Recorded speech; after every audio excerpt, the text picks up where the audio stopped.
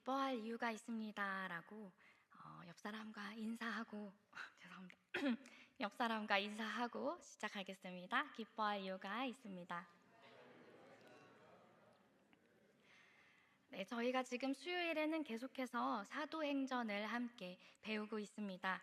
오늘까지 우리는 1장 8절에 성령이 임하시면 일어나는 일들 중에서 예루살렘 전역에 확장된 복음을 보고 있습니다. 지난 시간 2주 전이었죠. 3장과 4장의 사건들을 다루면서 우리 신앙의 선배들이 가진 두 가지의 신념에 대해서 배웠습니다. 그 첫 번째는 늘 창조주 하나님을 인정했고 어제도 오늘도 내일도 온 역사를 주관하시는 절대적인 주권자라는 신념이었고요. 두 번째는 오직 하나님의 말씀을 전하는 일을 완성해야 한다는 확고한 신념이었습니다. 신앙의 선배들은 상황과 환경에 함몰되지 않았습니다. 물리적인 핍박과 박해가 있을지라도 그것을 너무나도 당연하게 받아들였습니다. 그들이 기도하자 31절의 상황이 일어납니다. 사도행전 4장 31절입니다. 빌기를 다함에 모인 곳이 진동하더니 무리가 다 성령이 충만하여 담대히 하나님의 말씀을 전하니라. 아멘. 그들에게는 이렇게 할 수 있는 삶의 원리가 있었습니다.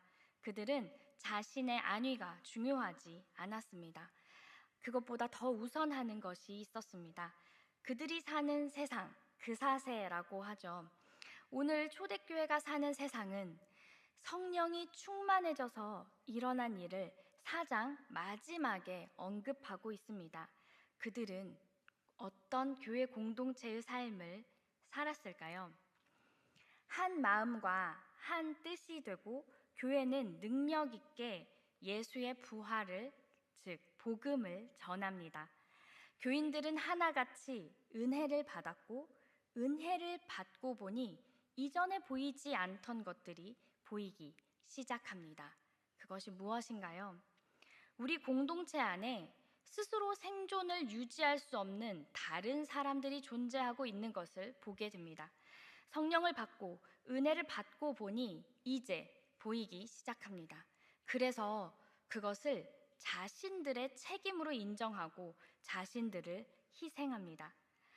사랑하는 여러분, 성령 충만이나 은혜는 마음이 뭉클하고 감동하고 눈물이 나고 그렇게 끝나는 것이 아니고 운동이 일어나고 책임지는 실천이 일어납니다. 그리고 변화가 존재하는 것입니다.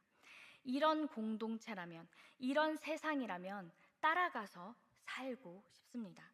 그 중에 본이 되는 바나바라는 사람은 자기의 재산을 팔아 사도들의 발 앞에 두었습니다. 자신의 소유를 팔았고 사도들에게 가져옵니다.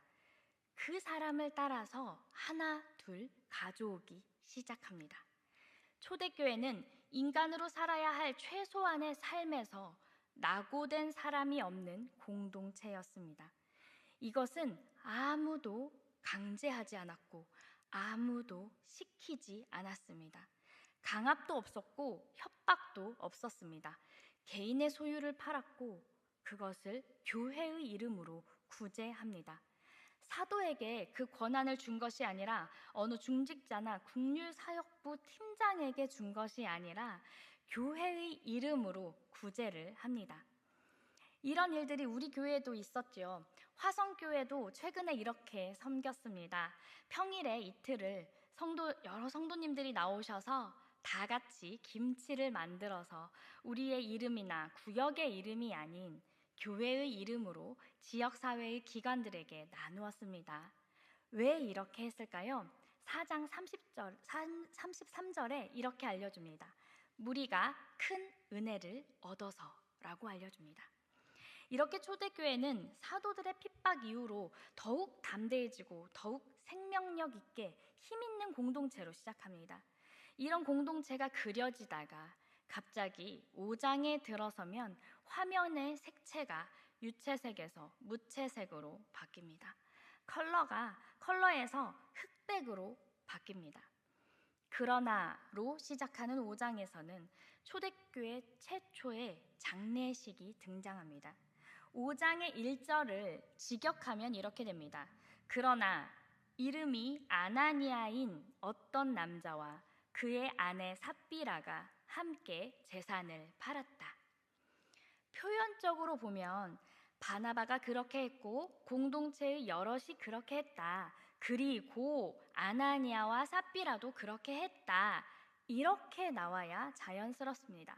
그런데 수천 명이 성령 충만을 받고 은혜가 가득한 공동체에서 삶의 문제까지도 해결되고 있는 이 첫 교회에서 그러나로 시작하더니 두 사람은 죽었습니다. 라고 운을 뗍니다. 제가 지난 주말에 3일 동안 2번의 장례에 다녀왔습니다.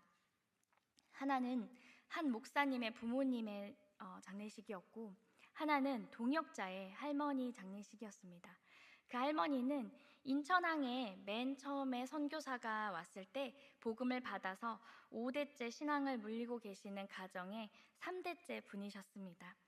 2번의 장례식 모두 분위기가 따뜻했습니다. 부활 소망을 확신하고 또 그 두 분을 향한 교회 공동체의 돌봄의 시간들, 담당 목사님의 설교를 통해서도 구역과 공동체 그리고 장례를 도맡아 진행하는 부서가 마치 이것이 위로 예배다라는 것을 보여주는 것만 같았습니다. 초대교회의 첫 번째 장례식이라면 제가 지금 보고 온 것 이상으로 지금의 교회 장례식보다 더 주를 향하고 더 복음적이고 더 부활 소망을 가지고 성도들의 살핌과 애정이 있을 것 같습니다. 그런데 오늘 우리가 보는 5장이 초대교회의 첫 장례식을 보여줍니다. 이것은 서늘하다 못해 싸늘합니다. 한 부부가 한날에 3시간의 시간차를 두고 교회 공동체 앞에서 자신의 소유를 팔아낸 헌금 위에 쓰러져 죽습니다. 한순간에 숨을 거두어 버리신 그 하나님이 마치 우리 눈앞에 계신 것만 같습니다. 베드로가 묻습니다. 이것이 전부이냐? 베드로는 같은 말을 하고 두 사람은 같은 대답을 합니다. 그리고 베드로는 같은 말로 책망합니다. 어찌하여 사탄이 충만하냐? 어찌하여 하나님을 속이냐? 교회를 다니다 보면 오늘 사건에 대한 말씀을 여러 번 접하게 됩니다. 그래서 11조를 하거나 감사 헌금을 하거나 작정 또 목적 헌금을 할 때 아나니아와 삽비라처럼 헌금을 덜 하거나 내 것을 빼놓고 하면 죽을 수도 있다. 혹은 죽을 만큼의 엄청난 죄를 지은 거다라는 죄책감을 가지게 하는 설교를 하거나 성경 공부로 또 그렇게 배우기도 합니다. 그런데 오늘 베드로의 말을 잘 보면 너는 왜 돈을 다 안 내냐? 왜 500 중에 200을 남겼냐? 라고 말하는 것이 아닙니다. 땅을 팔아온 것도 어딘데요? 수많은 사람들은 그때 당시에 땅도 없을 뿐더러 팔지 않고도 초대교회 열심히 잘 다녔습니다. 외형적으로 보면요, 바나바가 한 것이나 그 공동체가 한 것이나 이 두 사람이 한 것이 다를 것이 전혀 없습니다. 자신의 소유를 진짜로 팔았고 그것을 남들처럼 사도의 발 앞에 두었습니다. 그리고 남들처럼 충만했습니다. 그러면 무엇이 다른가? 바나바는 성령이 충만했고 아나니아와 삽비라는 사탄이 충만했습니다. 그럼 왜 이들은 사탄이 충만했을까요? 도대체 아나니아와 삽비라는 사탄이 왜 충만했고 그들의 삶의 원리는 또 무엇이었을까요? 바나바와 다른 사람들은요, 4장 33절에서 무리가 큰 은혜를 얻어서라고 말하고 있습니다. 즉 무리는 큰 은혜를 얻어서 그렇게 했습니다. 그렇게 할 수 있었습니다. 아나니아와 삽비라도 그러고 싶었습니다. 은혜를 받고 싶었고 은혜를 받은 사람처럼 그러고 싶었습니다. 옆집도 앞집도 은혜를 받고 저렇게 소유를 내는구나. 나는 아직은 그럴 마음이 없는데 나도 일단 그렇게는 보여야겠다. 여러분, 은혜가요, 나만 못 받을 수도 있습니다. 우리 다 죄인인데요, 우리의 마음이 하나님보다 고집스러워서 남들 받을 때 못 받을 수도 있습니다. 그럴 때도 있습니다. 그때는요, 하나님, 저도 은혜 받고 싶어요. 저도 그렇게 해보고 싶어요. 저도 주님이 주시는 믿음도 받고 싶어요. 하나님이 주시는 선물 저도 느끼게, 알 수 있게, 감각할 수 있게 저도 주세요. 하면 됩니다. 그리고 간절하게 원하면 진짜로 주십니다. 이건 제 개인에게만 해당되는 일인데요. 저는 정말 특별한 필요가 있어서 안수기도를 받아야겠다라고 생각한 적이 있습니다. 2년 정도를 기다렸던 일이었고 그것에 대해서 계속 간절하게 기도하던 때였습니다. 그래서 4층 꼭대기에서, 그때는 예배당이 4층까지 있었던 교회였는데요, 4층 꼭대기에서 예배를 드리면서 여기 강대상에서 기도하시는 그 목사님이 직접 4층에 올라와서 기도해 주시면 좋겠다고 엄청 기도한 적이 있습니다. 그렇게 하면 제가 하나님 뜻 알겠습니다. 그렇게 해주시면 알겠습니다 하고 때를 쓴 적이 있습니다. 그런데요, 그날 정말로 그렇게 하신 것을 보고 저는 그 뒤로 때를 쓰지 않습니다. 그저 다만 간절히 구합니다. 여러분, 그냥 솔직하게 정직하게 나는 없다고 달라고 하시면 됩니다. 그런데 이들은요, 흉내를 내었어요. 사람들은 아무도 모릅니다. 외형이 너무 똑같으니까요. 은혜 받은 사람이랑 너무 똑같았으니까요. 그러나 사도 베드로를 통해서 하나님은 알고 계시다고 지금 말씀하고 있습니다. 그리고 하나님은 이렇게 중요한 교회의 첫 시작에서 그러한 죄악을 봐주실 수가 없었습니다. 하나님 자체가 죄가 함께 하실 수 없는 분이시기 때문에 이 땅에 유일하게 소망으로 주신 그 교회의 시작하는 이 시점에서 사탄의 장난질을 가만히 두고 볼 수 없으셨습니다. 즉각 처단하십니다. 이것은요, 하나님이 너무하신 것이 아니고요, 그만큼 사탄이 집요하고 교회의 성장과 나아감을 극도로 싫어한다는 것을 보여주는 것입니다. 그 사탄을 하나님은 용서하지 않으시고 한순간에 처단하는 것이고요. 그래서요, 이것은 한 개인, 한 부부, 한 가정의 이야기가 아닙니다. 은혜가 없는데 은혜로 포장되는 개인을 넘어서 공동체와 또 교회에도 해당되는 이야기입니다. 하나님의 은혜가 없는데 이미 은혜를 받고 선물을 받은 다른 공동체들을, 다른 교회들을 따라한다고 흉내낸다고 되지 않습니다. 그래서 무서운 사건입니다. 그래서 초대교회 모두가, 그리고 이 사건을 들은 모두가 두려움을 경험합니다. 또한 수천 명이 은혜를 받고 신실하게 사역하는 공동체 안에서도 단 두 사람, 단 소수의 몇 사람으로도 교회 공동체를 한순간에 망칠 수 있다는 것도 경고하고 있습니다. 이것이 얼마나 무서운 일입니까? 그런 사람이 우리 스스로가, 우리 자신이 되지 않도록 겸비하고 기도하고 또 경계해야 합니다. 이것은 또한 우리 자신을 향한 이야기입니다. 한 사람, 우리 한 사람 안에, 하나님의 성전인 이 안에 아주 조그만 죄가 들어오는 것을 하나님께서 얼마나 싫어하시는지, 우리 마음에 요만큼의 죄가 들어와도 이만큼 싫어하신다는 것을 말씀하고 있습니다. 그러나 여러분, 우리에게는 또한 은혜의 그러나가 있습니다. 정말 감사한 사실이 하나 있습니다. 지금은 하나님의 긍휼이 너무 크셔서 우리의 오만에도 오늘날의 교회 안에서도 이런 식으로 해결하지 않으신다는 겁니다. 그것이 우리에게 은혜이고 감사합니다. 아마도 그 시절이었다면 저도 우리 중에도 실려 나갔을 수 있습니다. 많은 사람들이요.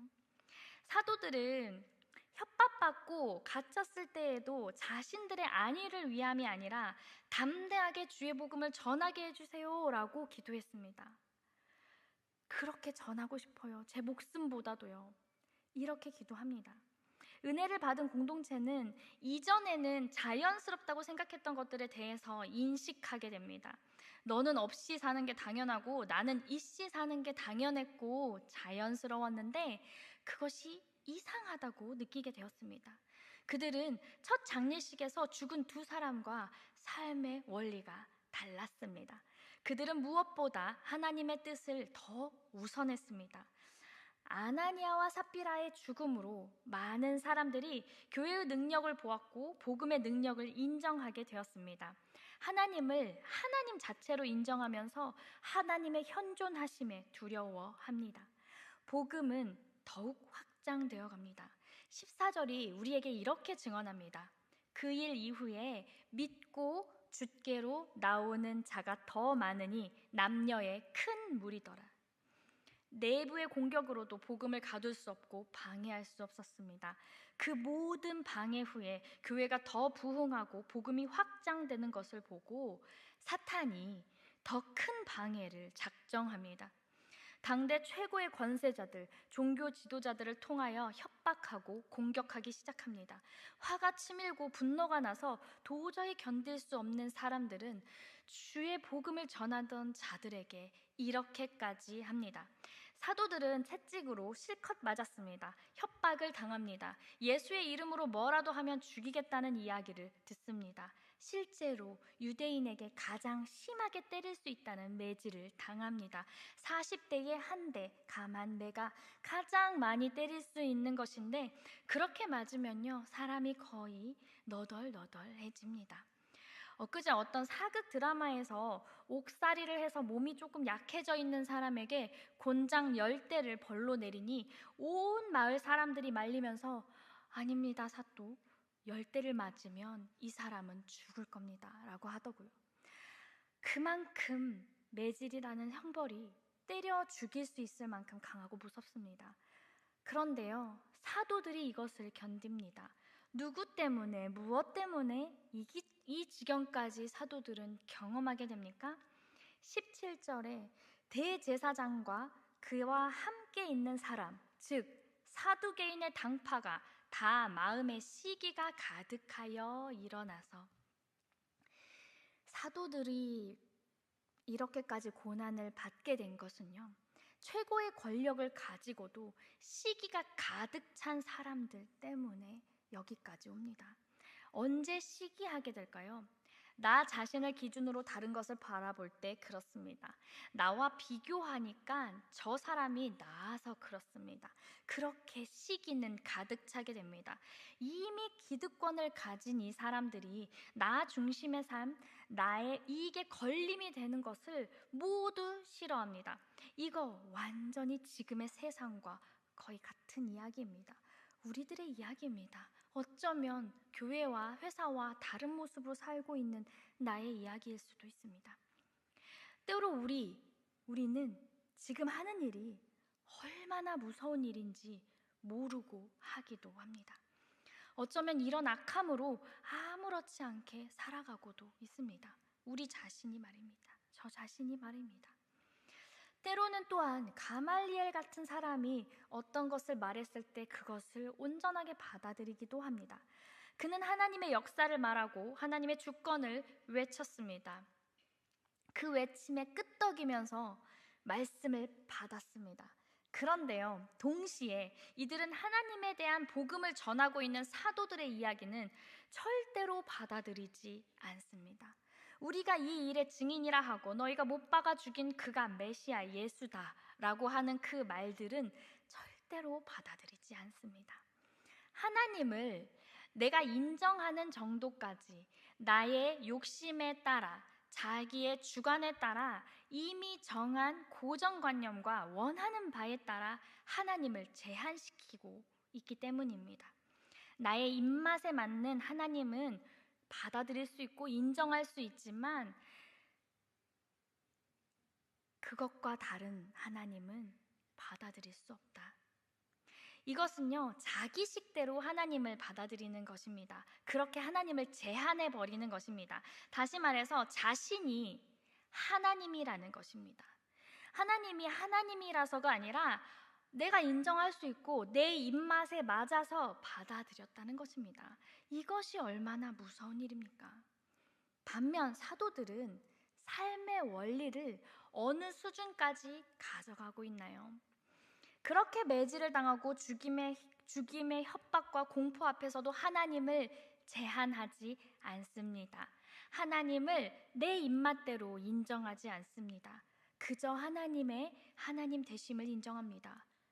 이건 어디까지를 가야 하냐면요, 복 주시고 용서하시고 모든 일을 해결하시는 하나님만 내 하나님이 아니라 나를 불편하게 하시고 나의 죄를 지적하시고 때로는 생명의 위협을 느낄 만큼 고통을 허락하시고 복음 때문에 부끄럽고 수치스럽고 복음 때문에 공갈 협박받고 참을 수 없는 순간에도 바보처럼 그저 있어야 하는, 그렇게 하나님을 인정하는 사람들, 그들은요, 나의 목숨이나 나의 생명 유지가 중요한 가치가 아니었던 사람들이었습니다. 그들의 삶의 원리는 하나님이 더 우선이었던 사람들이었습니다. 무엇이 그들을 그렇게까지 할 수 있게 했을까요? 매질을 당한 자들이 기뻐하며 나왔다고 했는데 무엇이 그들을 기뻐할 수 있게 했을까요? 시기가 가득한 자들과 정반대로 성령이 가득한 이 자들은 삶의 원리가 달랐습니다. 41절에 사도들은 그 이름을 위하여 능욕받는 일에 합당한 자로 여기심을 기뻐하면서 공회 앞을 떠나니라. 이들이 기뻐하며 공회 앞을 떠납니다. 옷은 이미 찢어졌고 피투성이의 몸을 끌고 기뻐하면서 갑니다. 이들의 사는 원리는 어떻게 하면 내가 하나님의 뜻을 이루면서 살 수 있는가? 이것이 가장 중요한 관심사였습니다. 그들의 삶의 원리는 나 중심이 아니라 하나님 중심이었습니다. 복음이 확장되고 있나? 예수의 이름이 정말로 증거되고 있는가? 이것이 그들의 삶을 지배하는 원리였습니다. 실컷 두들겨 맞고 일어나니 예수님의 복음이 더 살아 움직여 확장되고 있었습니다. 그러니 기쁠 수밖에 없지요. 41절을 우리가 다 함께 읽겠습니다. 시작. 사도들은 그 이름을 위하여 능욕받는 일에 합당한 자로 여기심을 기뻐하면서 공회 앞을 나가니라. 그 이름을 위하여 능욕받는 일에 합당한 자로 우리를 인정해 주셨습니다. 나 같은 사람을 예수님의 이름을 위해서 능욕도 능히 받아 넘길 사람으로 인정해 주셨습니다. 하나님께서 나를 여기까지, 이런 수준까지, 이렇게까지 인정해 주셨습니다. 그러니 매질을 당해도 기쁘고, 그러니 감사합니다. 드디어 우리가 하나님의 의도를 알게 되었습니다. 그렇게 예수님을 오래오래 믿었는데 어떻게 이렇게 환난이 있는가? 세상 이런 고난이 어떻게 있는가? 예수를 믿는 것 때문에 우리가 이렇게까지 손해를 봐야 하는가? 그런 중에도 당해낼 믿음이 있다고 인정해 주시기에, 거기까지 인도해 주셨기에 우리가 기뻐할 수 있습니다. 어쩌면 오늘도 우리는 우리의 삶의 원리에서 하나님 우선인가, 나 우선인가 하는 그 싸움의 한복판에 피투성이로 서 있을 겁니다. 바라기는 저와 여러분이 나 때문에 피투성이로 살아버리지 않기를 소망합니다. 하나님의 뜻이 우선이라서, 복음이 먼저라서 그런 피투성이라 기뻐하며 사는 오늘이기를 소망합니다. 고난 때문이 아니라, 상황 때문이 아니라 하나님 앞에서 그 고난과 상황이 가지는 의미 때문에 그들은 기뻐합니다. 하나님은 우리를 사랑하시고 믿을만하게 여기시고, 그리하여 이제는 됐다고 인정하실 만하고, 하나님의 이름 때문에, 예수의 이름 때문에, 복음 때문에 고난도 받게 하심을 기뻐하였던 것입니다. 하나님 없이 내 맘대로 살던 그 사람들을 하나님밖에 없는 사람들이 승리합니다. 이들의 마지막을 말씀은 이렇게 증거합니다. 42절입니다. 그들이 날마다 성전에 있든지 집에 있든지 예수는 그리스도라고 가르치기와 전도하기를 그치지 아니하니라. 아멘. 하나님밖에 없어서 그들은 날마다 시간과 장소에 얽매이지 않고 복음을 전하는 일을 합니다. 우리도 같이 할 수 있습니다. 왜냐하면 우리도 하나님밖에 없어야 하는 신자들이기 때문입니다. 그것이 우리를 하나님의 사람으로 인정하신다는 증거이기 때문입니다.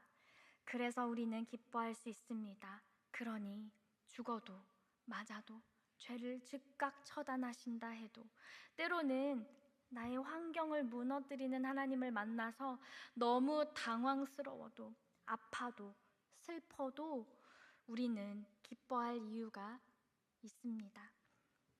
그 하나님이 오늘 말씀에서 증거된 사도들의 하나님이시고 나의 하나님이시고 우리 교회의 하나님이시기 때문입니다. 그러니 피눈물이 나도 우리는 기뻐할 이유가 있습니다. 그 이유를 가지고 기쁨으로 매일을 살아가는 저와 여러분이 되기를 소망합니다. 기도합니다. 하나님, 예수를 오래 믿었는데도 손해보고 낙심이 됩니다. 내가 알고 싶고 내가 원하고 이해하고 싶은 하나님은 복만 주시고 고난은 주시지 않는 하나님일 때가 있습니다. 그러나 지금도 살아 이 자리에 함께 하시는 하나님은 우리에게 주시는 고난의 한 가운데에서 너 같은 죄인도 괜찮다, 하나님의 이름을 위해 고난도 넘길 사람이 이제 되었다 인정해 주시니 감사와 찬양을 드립니다. 우리의 모든 삶의 자리에서 은혜를 흉내내는 사람 되지 않게 하시고, 공동체의 힘찬 시작을 정면으로 도전하지 않게 하여 주시옵소서. 더욱 은혜를 구하고 하나님의 뜻이 이루어지게 하는 일에 힘을 다하는 성도로, 그러한 교회로 살게 하여 주옵소서. 감사드리며 예수님의 이름으로 기도합니다. 아멘.